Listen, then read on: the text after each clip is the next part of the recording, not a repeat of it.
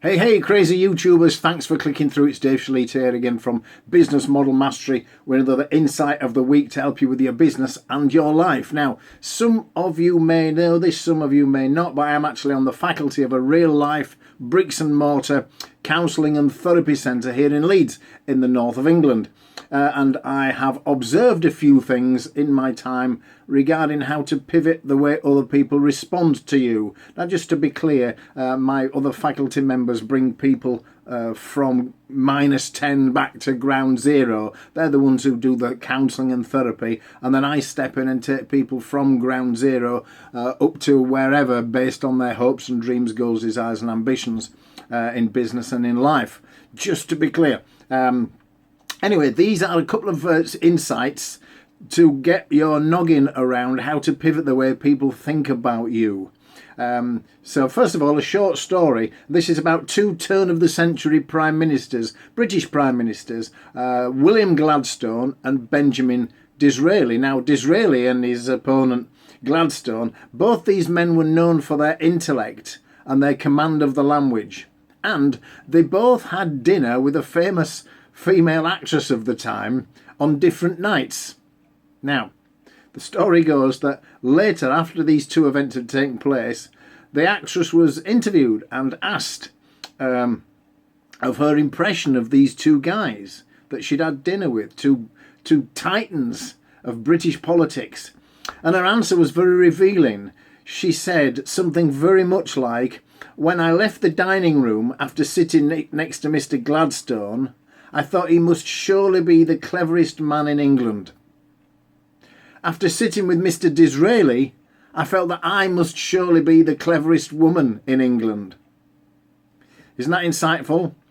People are more likely to be drawn towards you when they like how they feel when they're around you, how you make other people feel. And that is the model of that story. This is even more vital than how people first perceive you. I know that people do make value judgments in a nanosecond. Back 200,000 years ago, humans had to do this. When we couldn't speak, all we could do is grunt. We had to ascertain whether the person in front of us was friend or foe in milliseconds. So this is where the judging a book by its cover came from.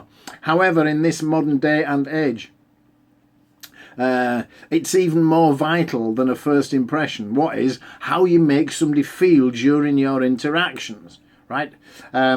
So my second insight here is if you want somebody to behave in a certain way towards you, if you want them to manifest certain behaviours towards you, and here's one idea, one insight, one thought for you. It makes sense to compliment them on a character trait. And it could be a character trait that they don't normally show you or don't even observedly possess. They might not even have this character trait. But they now believe that you've seen something within them. You've seen something in them that they may not readily recognise in themselves.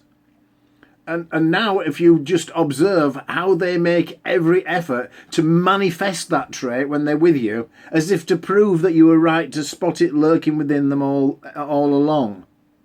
You with me? If you want that repeating, please rewind the video.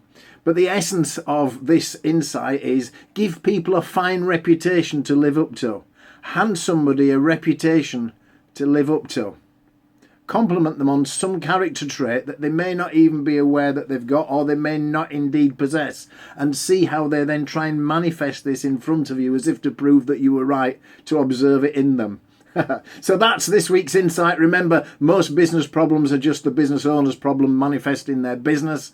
And please do like and share and comment and subscribe to this video. And come along and visit me at businessmodelmastery.com. Till next week, bye.